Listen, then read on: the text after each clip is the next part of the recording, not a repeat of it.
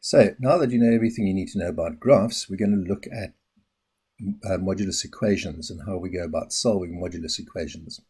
So let's take a simple modulus equation. A simple modulus equation might look something like this. What color pen have I got?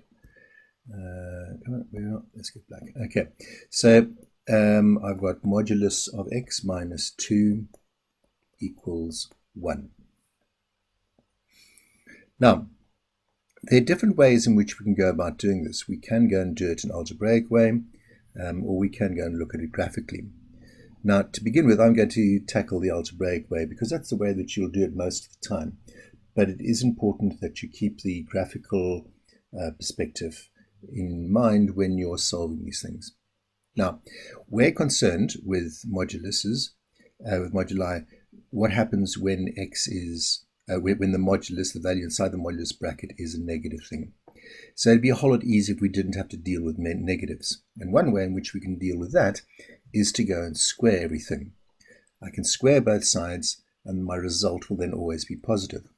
So what I'm going to do is I'm going to say x minus 2, I'm going to square it, is going to be equal to 1 squared. That's fair. I've done the same thing to both sides.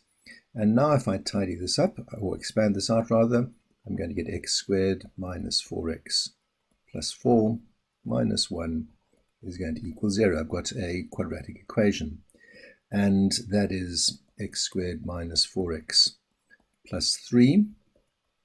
And that will factorize quite nicely down to x minus 3, x minus 1. And so I've got two solutions here. X is going to be 3 or x is going to be 1. Those are values that will satisfy this modulus equation. If we go and look at it, 3 minus 2 is 1. So the modulus of 1, which is 1, is equal to 1. So that's true. If I go and put minus 1 into here, I'm going to get 1 minus 2, which is negative 1. The modulus is going to make that positive, and so I'm going to have positive 1 is equal to positive 1. So that's true as well. So those two values work. Now let's look at the graph of this and see why it works. What is it that's happening in the background? So simple set of axes. Modulus of x minus 2, hopefully by now you should be able to get a view of that. It's going to be one of the simpler types. The critical value is going to be at 2, and it's going to bounce off the axis over here, and it's going to go like that, and it's going to go like that. So there's the graph y equals the mod of x minus 2. And then we've also got to deal with the line y is equal to 1. Now the line y is equal to 1 is a line that runs through 1 in the y-axis. This is the line y is equal to 1. And you'll see that those two graphs intersect. One intersects over here at 1. The other one intersects over here at 3. And lo and behold, those are the two values that I've got there. X is equal to 1, x is equal to 3. So, in other words, what does this equation mean graphically? Well, it's saying where is the modulus graph the same as the graph y is equal to 1? In other words, where are those two graphs crossing? We're getting the point of intersection, basically, of those two graphs. And that's true with all equations. We're looking at the intersection of graphs, and so we can think of it graphically as well as algebraically. Now, the reason why I say you've got to keep this graphical perspective in mind is what happens if I change that problem ever so slightly. What happens if I ask you to solve this? X minus 2, modulus of x minus 2 is equal to minus 1. Well, if we go along the algebraic approach, as we've done before, we'd square both sides. And we're going to come up with x squared minus 4x plus 4 is equal to 1. And that's going to be x squared minus 4x plus 3 equals 0. And We can factorize that, and we're going to come up with this. But hang on, isn't that the same set of solutions that we had before, you ask? And yeah, it would seem like it is. So how can that be?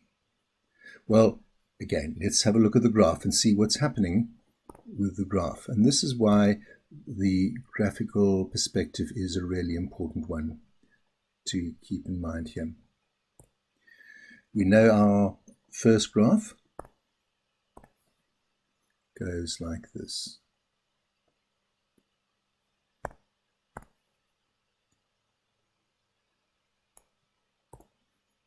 That's the graph y is equal to the modulus of x minus 2.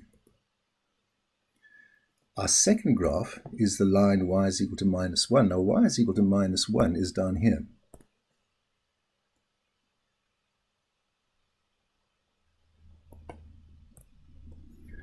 And if we take a look at the graph, we can see that they clearly don't cross. However, I seem to have some solutions over here on the left-hand side. Why is that?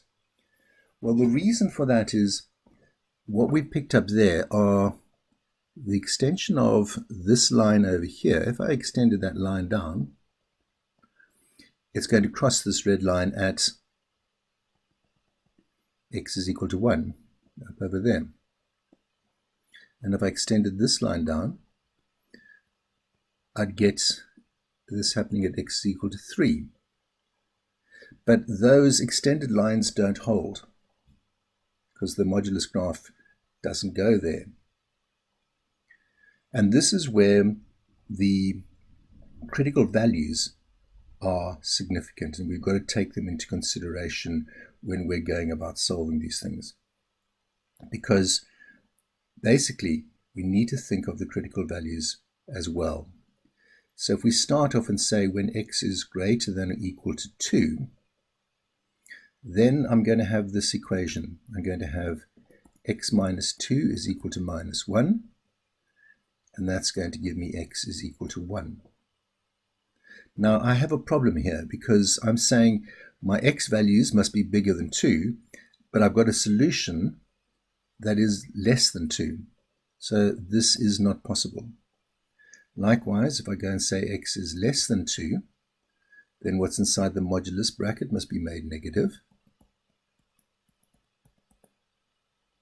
And so I'm going to get minus x plus 2 is equal to minus 1, and that's going to give me x is equal to 3. Once again, I'm saying x must be less than 2, but I'm coming up with a value that says x is 3, which is greater than 2.